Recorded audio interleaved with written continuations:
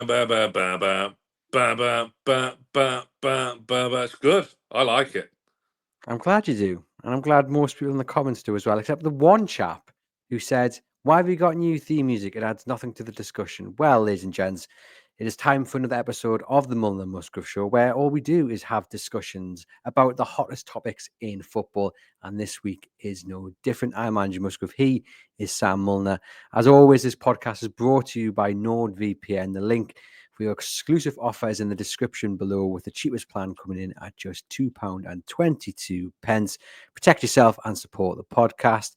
Sam, plenty to talk about on this week's show. We'll discuss the magic of Matheus Cunha, the bizarre nature of release clauses, the impact David Moyes has had at Everton, Liverpool and the look of the green with decisions, and a final word on the ATP rulings. First off, how are you doing, Sam? You well? No, I'm in a thoroughly bad mood and have been since around about 3:05 on Saturday. Takes a lot for me to get wound up about Newcastle results these days. I'm a pretty laid back individual now, with some age and experience behind me. But no, it takes a lot to get me pretty miffed these days. But Saturday did the trick. Yeah, I can fully understand that. I mean, I was very frustrated, I think was the right word. Let down, disappointed. I was glad I wasn't there, because I would have been one of those who maybe didn't stay until the end. Fair play to those who did, but didn't manage to ruin my weekend. We had my little one sleeping through 4 consecutive nights in her own cot, which was brilliant. Hasn't happened in 2 years. Happened this weekend. Really? So yeah, really. And we had plenty of walking as well. She's refused to walk this weekend. All she wanted to do around the Great North Museum, if you haven't been, go along. Brilliant. Giant elephant there. Was walk around that museum. So my back's now gone. But hey, we're walking, we're sleeping. Brilliant. The football couldn't even ruin that. Oh, fantastic. I'm very pleased for you all. That's great stuff. My daughter has chicken pox. Parenthood, eh? Who would be parents? Yeah, and I'm still in a bad mood after Saturday. So yeah, Yeah, so love it. Saturday was a funny one, wasn't it? Like, No, it me wasn't now in funny. this.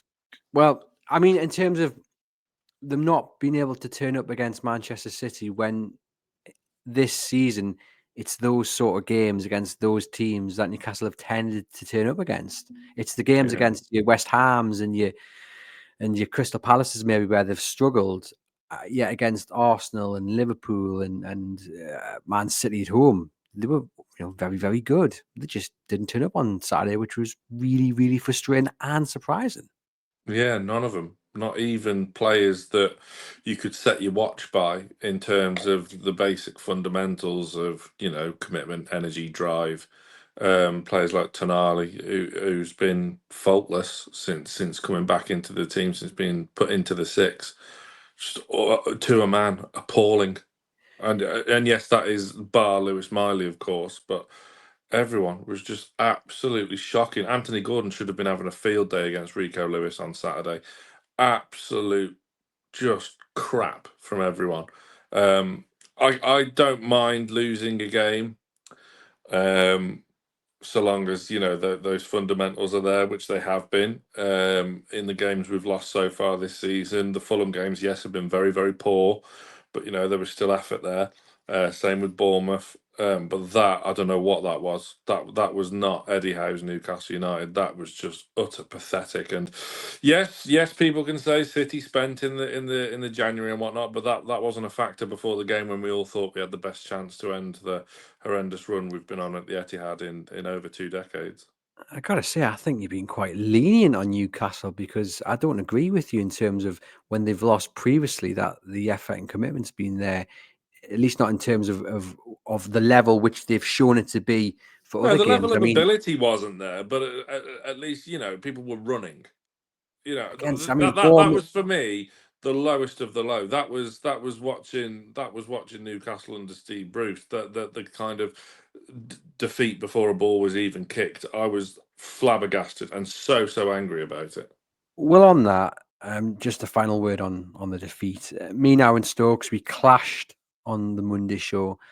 We clashed about our expectations of going down to the Etihad and what we expected from the game. And he felt that people were too confident going into the game that Newcastle United should get something. Newcastle United would get something. And I put across the argument that actually, no, I don't think people were overconfident. I think people were just realistic in the prospect that actually, at the very least, a point was something that was achievable, if not all three, because this Man City are not the Man City of old. They're in a bad moment. Yes, they've spent, but they're still there to get at.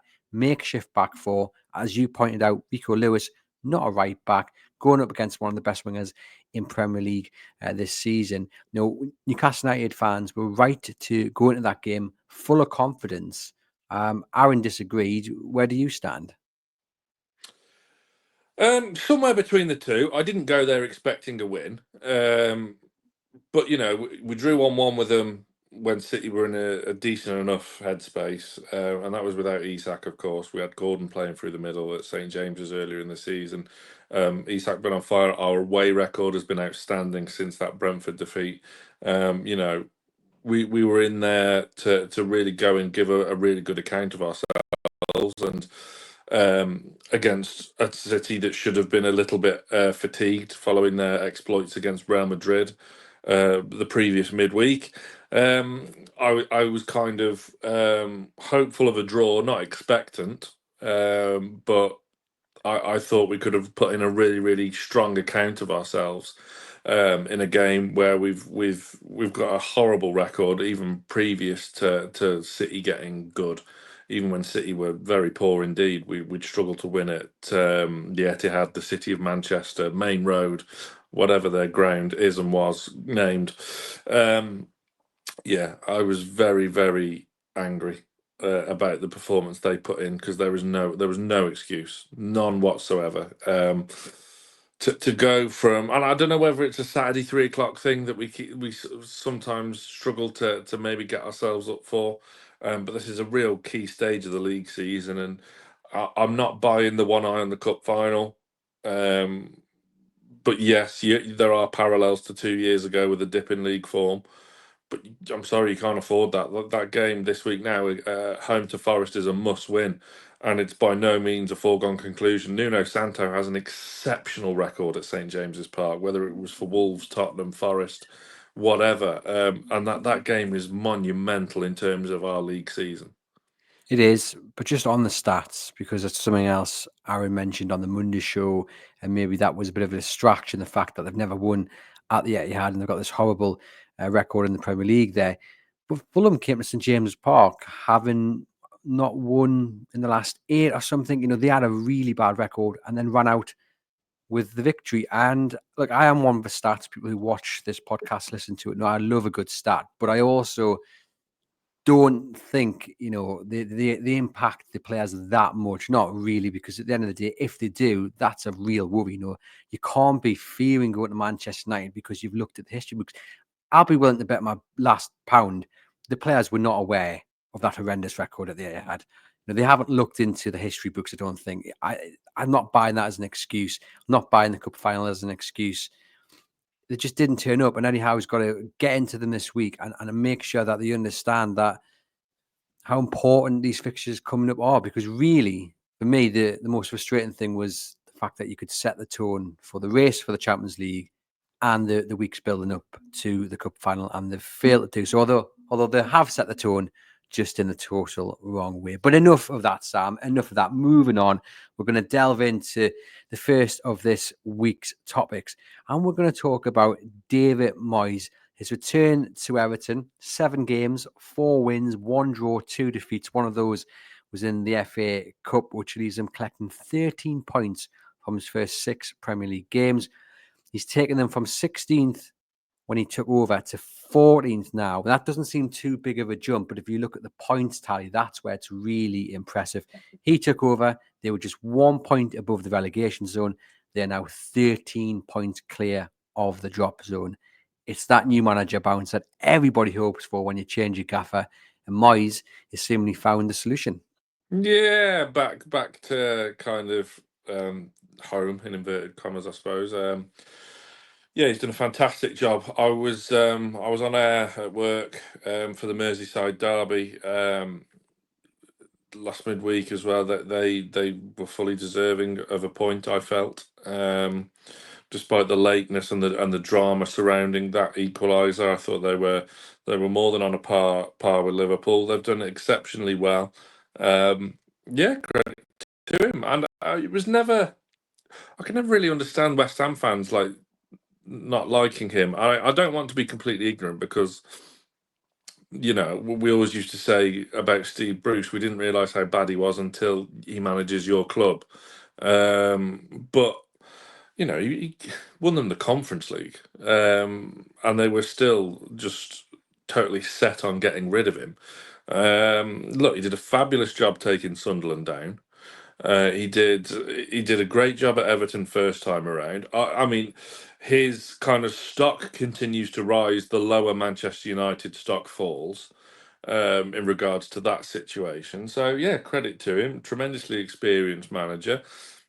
Yes, style of play may come into it from the West Ham United point of view, but it's look when you're down at the bottom, like you say, they were a point above the drop zone, and they were in the battle alongside Wolves, Ipswich, Leicester, and I mean it's never really been a battle for Southampton. It's been more of a foregone conclusion, but they were banging in trouble, and yeah, they're above Man United now, aren't they?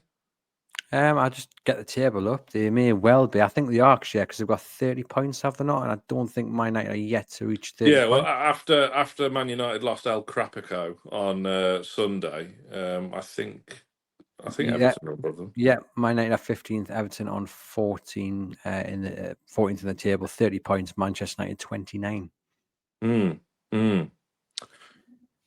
So there you go. It speaks for itself. And yeah, that game at home to Everton we've got coming up is by no means 3 points in the bag, because again, that's the exact type of game that we would struggle to get up for. And when you look at who Everton have beaten since Moyes has come in, beat Tottenham 3-2, beat Brighton 1-0, Leicester 4-0, drew, as you say, with Liverpool, and then beat Palace on the 15th of Feb. They did lose to Aston Villa, which was his first game in charge, but since that game, they've been on a fantastic run. He's turned it around across all departments at Goodison Park, none more so, Sam, than up top with Beto. This 27-year-old had only scored 4 goals in his previous 42 games, and he's hit 3 in his last 4 under Moyes. Heavily criticised by his own fans. I think he was applauded off the pitch when he was subbed at one point, which shows you just how bad it had gone for him. But I like stories like this. When things have gone particularly bad and fans have maybe turned on you, to see him now amongst the goals, I'm all for that kind of tale.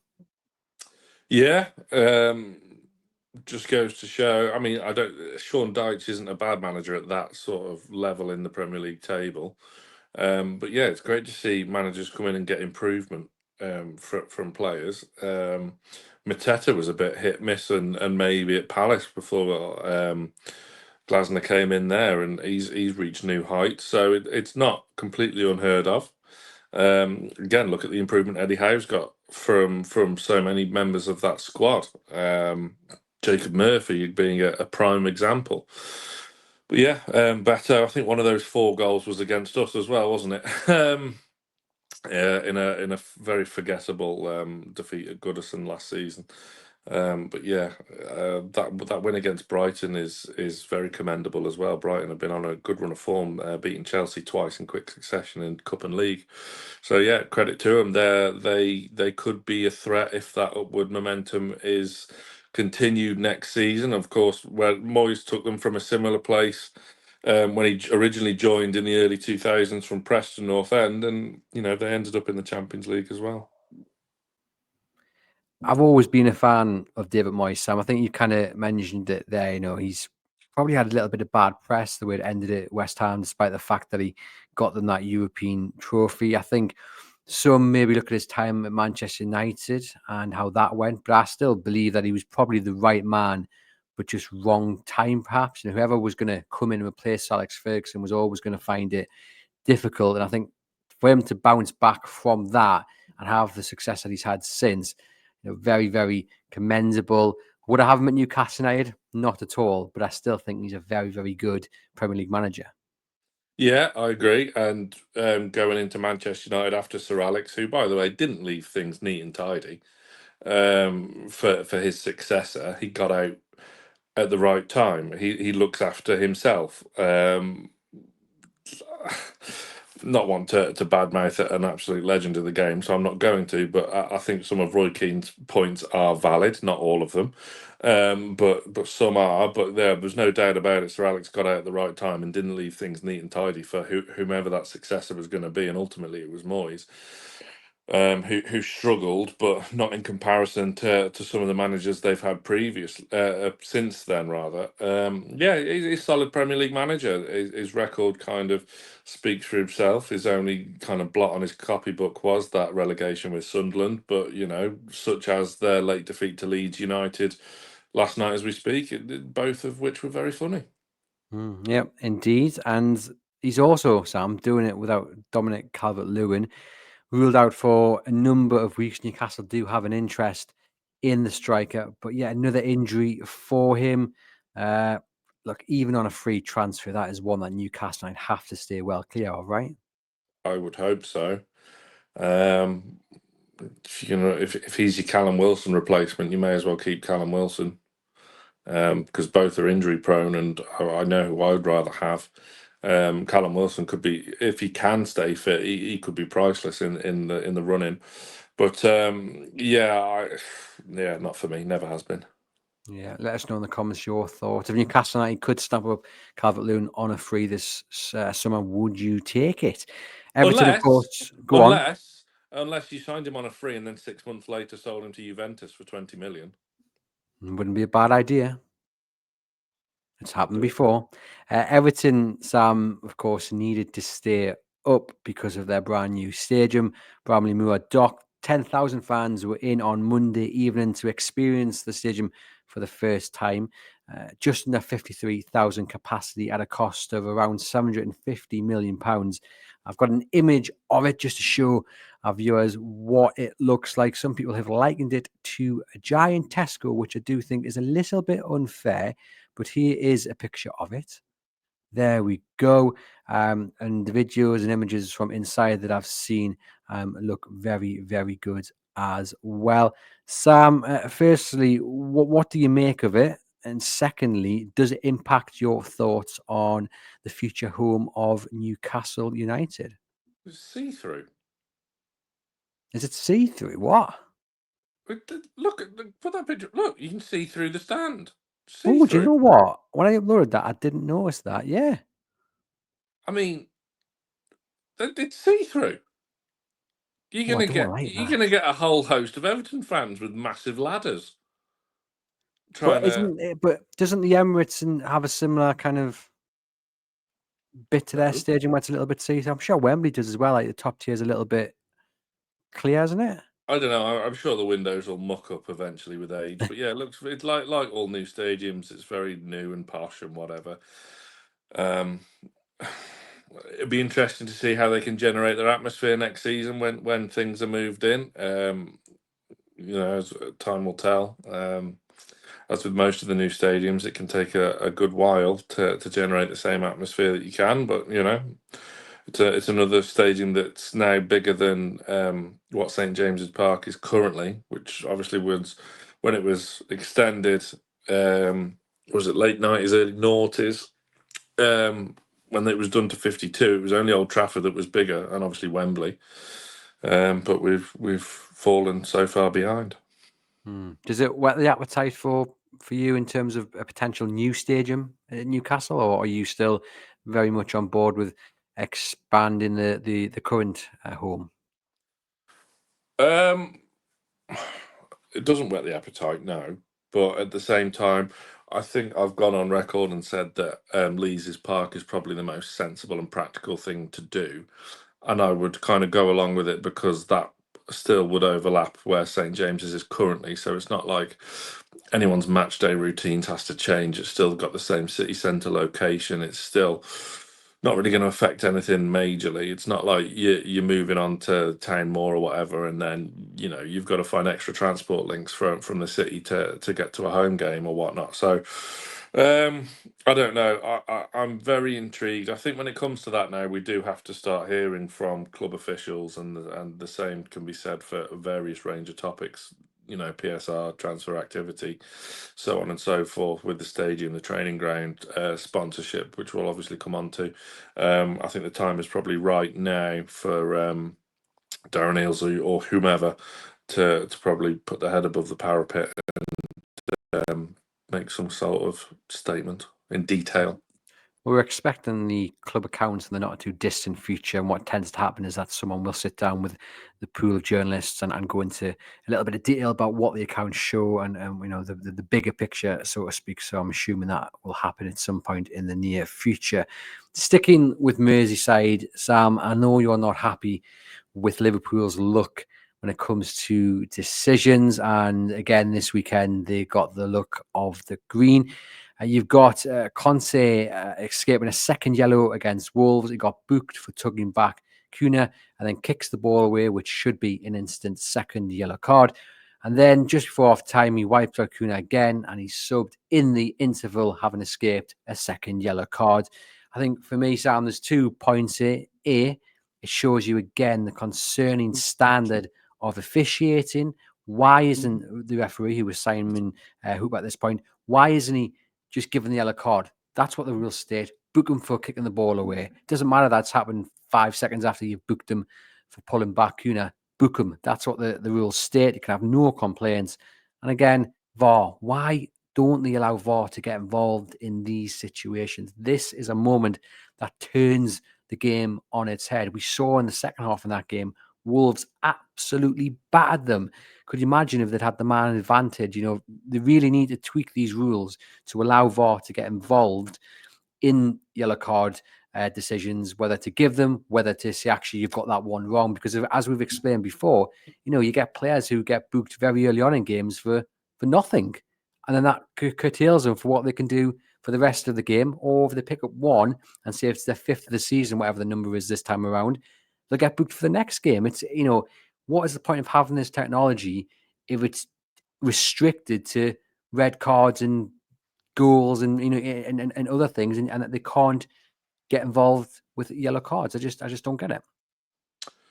I don't want it to seem like I'm whining about a team I fully hold my hands up and say I hate with a passion. I love the city of Liverpool. It's great. Had some brilliant nights there, brilliant days there. But the Liverpool Football Club, I just cannot stand in any way, shape, or form. Van Dijk has got away with murder on more than one occasion this season. He should have seen red a handful of times. At least remember on that off the ball incident with Anthony Gordon at St James's. There have been others. It's just when you say VAR intervening and getting involved in influencing other decisions, I'm guessing you could say that about Jota as well, where it was overturned, like the dive, just, oh my word. He should have then been cautioned. But why? But again, why hasn't he been I don't cautioned? The know. rules state if you dive, get booked for it. This is the point. Like, we can put our hands together and pray and say, please change the rules to allow VAR to get involved. The bottom line is, the referees know the rules, and they should be booking players for diving. They should be booking Yeah, for kicking the ball away. I know it's open to interpretation, but people get stick for giving stick to referees. It's a tough job. You don't know what it's like. it I is. get that. It's a very difficult job, but they do not help themselves when they are getting the basic decisions wrong. And for the likes of Wolves, this could be the difference from staying up and going down. Arsenal could miss out on the Premier League title because Liverpool won this game. I know that's far-fetched because Liverpool are going to win it and Arsenal are rubbish. But the point being, it's not just about that game. It's about the story of the season. And you're right. You could go through several different players of Liverpool who have been very, very lucky to escape dismissals. And you just sit there and think, what are the referees doing? Yeah, and if the boot was on the other foot, but and the coverage on television in this country surrounding Liverpool is just vomit inducing. Um, Obviously with the cup final on the horizon and my well-known ticket issue, I will not be watching on Sky if Jamie Carragher is on commentary. I would sooner bear the awful commentary of Sam Matterface than put up with Jamie Carragher's nonsense and drivel. Yeah, I mean, Another point as well is they're so quick to surround the referee, and mainly Arsenal and Man United, particularly Arsenal with Arteta's antics, are currently in the spotlight surrounding that. But Liverpool do it all the time, and they are awful for it. Surrounding the referee, whinging and moaning over every single little thing.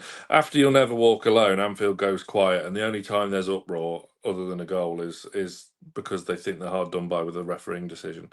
That's the only noise they'll make, and it's so plain and obvious. It's just. It's past the point of being angry and being wound up by it now. You almost expect it, which is just such a sad state of affairs in so many aspects of football. But yeah, Konate should have seen red. Jota should have been booked. Even the Luis Diaz penalty, which by the law book is a penalty, there is no way, shape, or form that was a kind of goal scoring opportunity, or Diaz has played for that penalty and kind of ensured the contact to happen with Jose Sarr. He kicked the ball away from goal, which, had Sarr not been there, it would have gone out for a goal kick. But because Diaz is, you could say it was clever. And if it was Anthony Gordon doing the same, of course we'd be saying it was clever. And this is kind of the most minor point of them all. But yeah, I just does my head in. I have to say, I don't think it's a conspiracy. I don't think it's favoritism shown towards Liverpool. I genuinely just think it's just shocking levels of referee, and that's what it comes down to. And it needs to improve. Weak. But then we've been saying this for many a season, and nothing seems to be getting done to improve the standards of refereeing. And my goodness, it has to improve. Let's talk about Matheus Cunha then, who starred for Wolves in that game against Liverpool. As we said, Wolves were brilliant in the second half. And that was Cunha's 13th of the season. Sam, he's top of my wish list this summer. And has been for some time, hasn't he? Yeah, Because we've been talking about Cunha between ourselves since long before Christmas. You said you'd love to see him at Newcastle, and then I kind of pointed out to you that Wolves signed him for over £50 million from Atletico Madrid. He was a big money signing, so a lot was put on the kind of 50 million price mark when we talk about Mbermo. Takakubo as well from my end, and then you wanted to make the point about release clauses. So you're the journalist. You have an office of top quality journalists behind you there.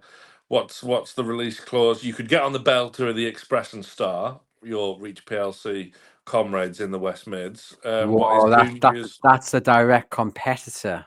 You need Is to it? delve into your local journalism title. That's a direct competitor. We are Birmingham Live. That's what Oh, the okay. Reach Machine is. Not at the Well, Expression it's Star. worth pointing out 70 Wolverhampton is not Birmingham, so there is a discrepancy between Birmingham and Wolverhampton in the West Midlands. I don't want to Yes. generalise. I don't want to put you in the same bracket as Carlisle, for instance. So, all right, head on to the phone to Birmingham Live then, and what is Cunha's release clause, having signed this new deal at Wolves just very recently? Well, it's believed to be just £62.5 million, which to me sounds an absolute snippet. Is that if Wolves get relegated? No, I believe that's just it. You're looking very bemused, but from what I've read and from what I've heard, that is the release clause. If that was a relegation release clause, I would believe it. If that's just a kind of minimum fee release clause, I struggle to believe that. Yep, no.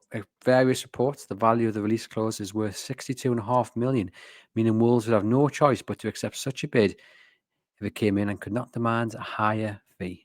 So that, ladies and gents, seems to be the release clause that Newcastle United would have to pay this summer for Matheus Cunha. And as I said there, that's a snippet. It's a bargain. 25. He's so versatile. He's proven.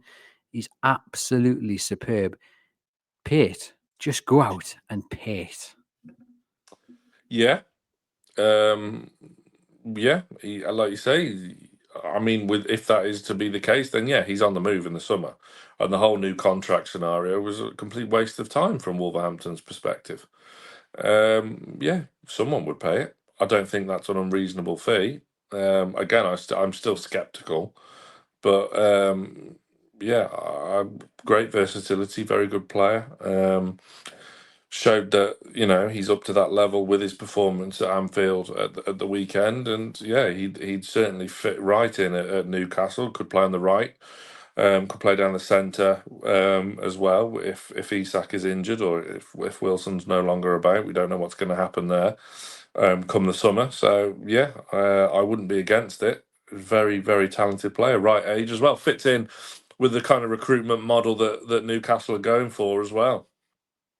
Indeed. No, I'm a big fan. And we're going to talk about the wider point when it comes to release clauses, because it both intrigues me, tickles me, for want of a better phrase as well. There's the whole topic of release clauses, because you mentioned there that £62.5 million is a bargain for Matheus Cunha. And really, you would have expected him to go for maybe at least 70 million, obviously, depending on what league they're in. But even if they get relegated, we saw Newcastle United pay nearly £40 million for Harvey Barnes, which I don't think at the time was knocked down because Leicester were relegated. I think that was probably a fair market value for his stats and the way he'd performed.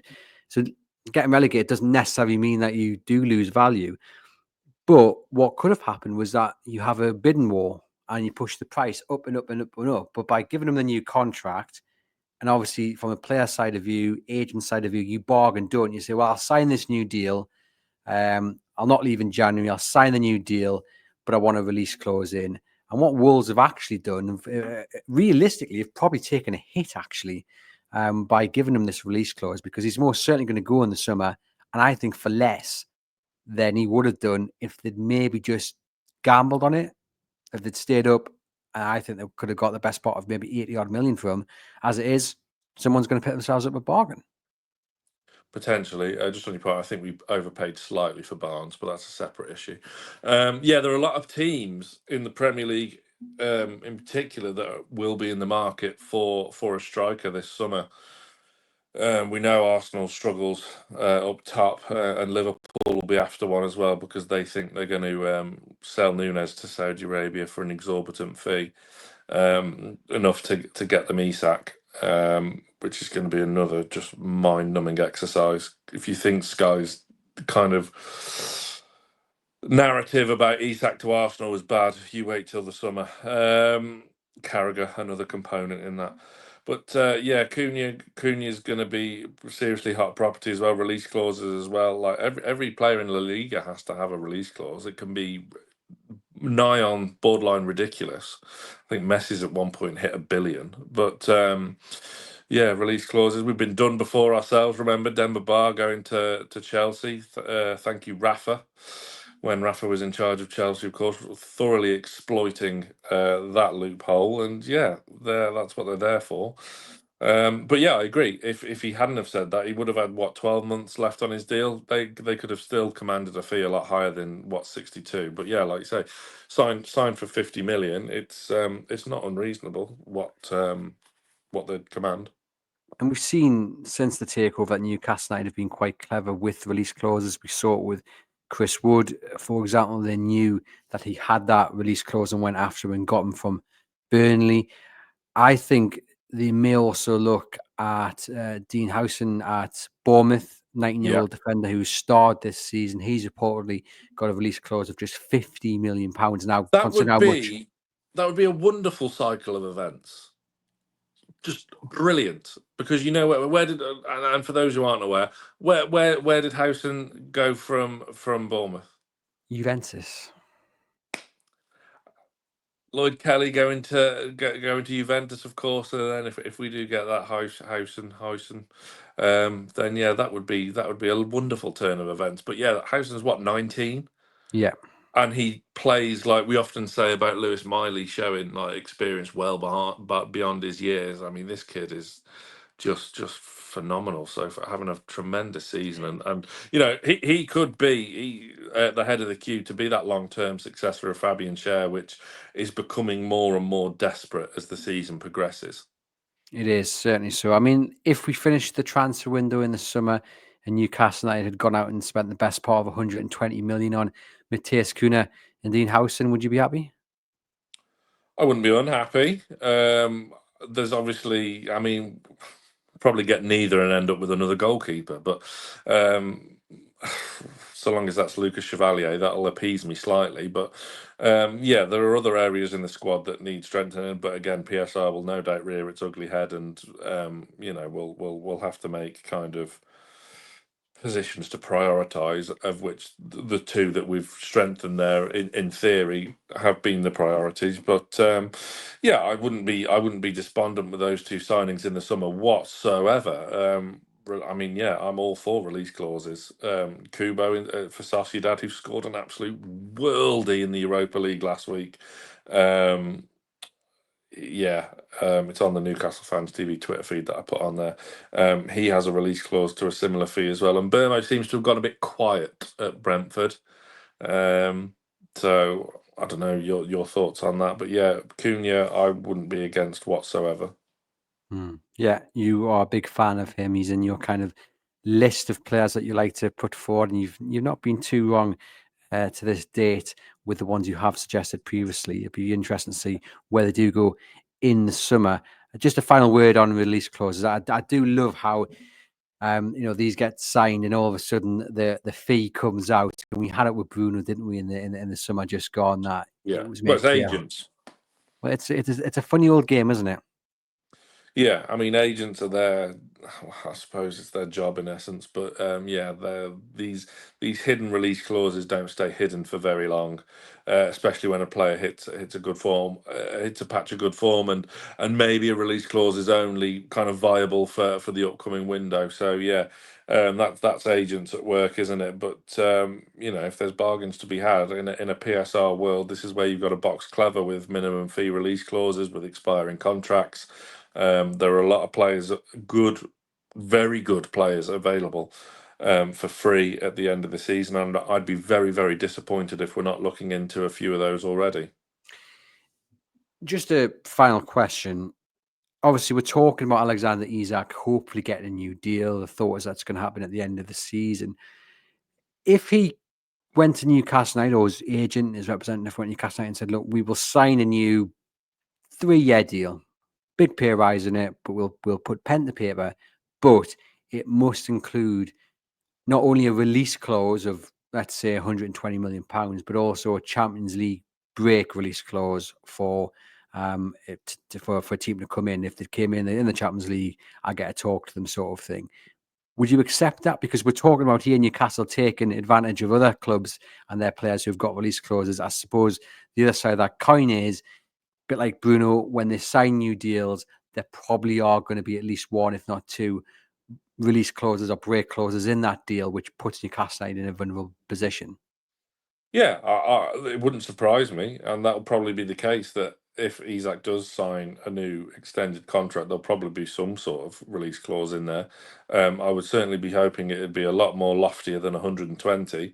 I would be starting it with a two when it comes to things like that. Like as I say, La Liga, every player has a release clause, and they can be really far fetched. So You are correct in saying that, but I'm willing again to bet me bottom dollar that those in the boardroom at Wolves were probably also thinking closer to 100 than they were 63 million for Matheus yeah, Cunha. But the player power, that player is king in this instance. And it doesn't matter whether you're fighting relegation or fighting for the top.